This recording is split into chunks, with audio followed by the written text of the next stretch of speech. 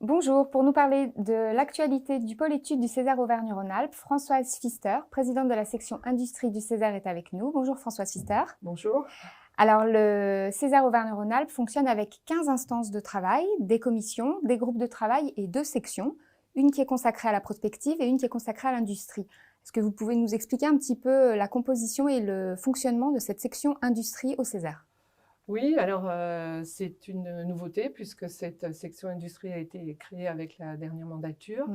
Elle est constituée de 18 conseillers, donc 6 membres de chacun des 3 collèges et des membres extérieurs qui sont amenés à compléter l'expertise du groupe. D'accord, et vous vous réunissez une fois par mois comme les commissions ? Alors nous nous réunissons une fois par mois, mais seulement une demi-journée. Et voilà, ça c'est un peu juste pour traiter du sujet, mais peut-être que les choses vont évoluer. Alors sur cette mandature, la section a abordé trois travaux principalement. Vous avez travaillé sur un avis, sur une note, je crois, pendant la période Covid, et puis dernièrement sur une contribution. Sur quelle thématique ont porté ces travaux ?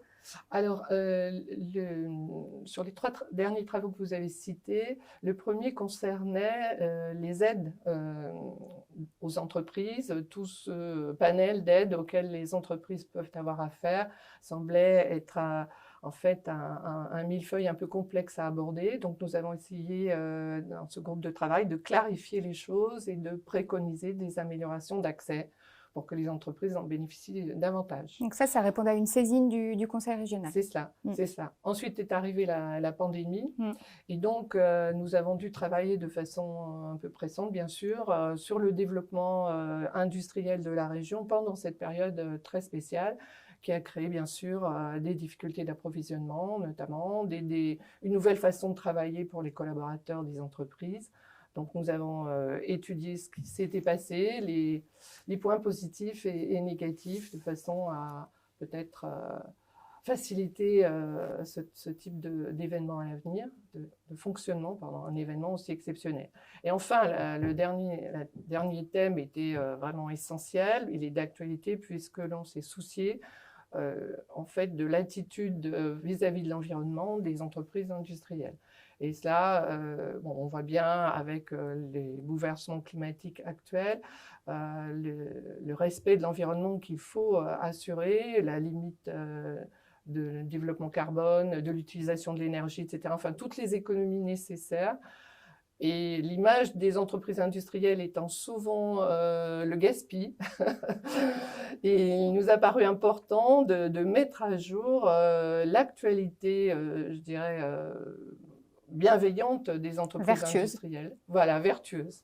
Ouais. C'est beaucoup dire, mais nous travaillons dans ce sens vis-à-vis de l'environnement, avec énormément de choses que nous avons découvertes comme étant faites dans la région, mais également de la recherche et des innovations à venir qui ne doivent qu'améliorer les choses. Il y a une vraie volonté chez les industriels de gommer cette image de pollueur. Donc cette contribution sur l'éco-industrie, vous l'avez menée en vous rendant aussi ou en auditionnant des acteurs qui sont justement bienveillants ou vertueux. C'est comme ça que vous avez auditionné aussi ? Oui, tout à fait. Nous avons eu la chance d'auditionner des acteurs de l'industrie qui, par exemple, favorisaient la réduction de consommation d'énergie dans l'entreprise, en donnant des exemples précis. Nous avons été visiter, par exemple, la ruche industrielle qui elle, aide les entreprises par le biais du digital à être plus efficaces et plus économes.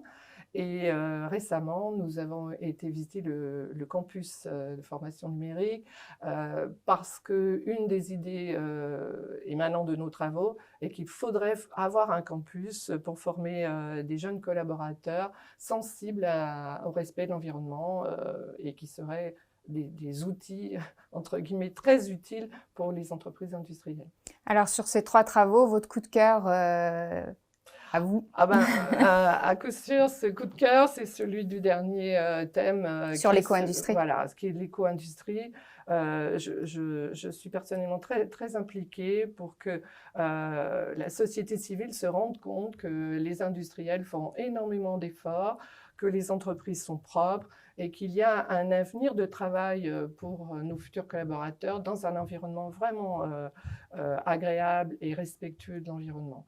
On peut aller au-delà, il y a de plus en plus d'entreprises qui, par ailleurs, financent de la biodiversité autour de leurs bâtiments et travaillent pour consommer moins d'eau. Enfin, ça va au-delà du fonctionnement même de l'entreprise. Il y a des investissements sociétaux. C'est un travail transversal aussi au César, puisqu'on a aussi notre commission environnement qui travaille sur les liens entre l'économie et la préservation de l'environnement et du vivant. Oui, c'est un phénomène de société. Nos collaborateurs nous poussent à aller dans ce sens-là. Les industriels, ils sont sensibles et c'est un travail d'équipe qui est très agréable à mener dans ce type d'activité.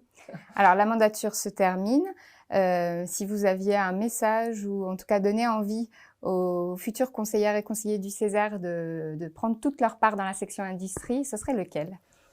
Je dirais que depuis la pandémie, nous sommes face à un point vraiment important qui est de réindustrialiser la France. C'est un terme au niveau national, mais au niveau de notre région, on a beaucoup à faire puisque c'est déjà la première région industrielle de France, Auvergne-Rhône-Alpes.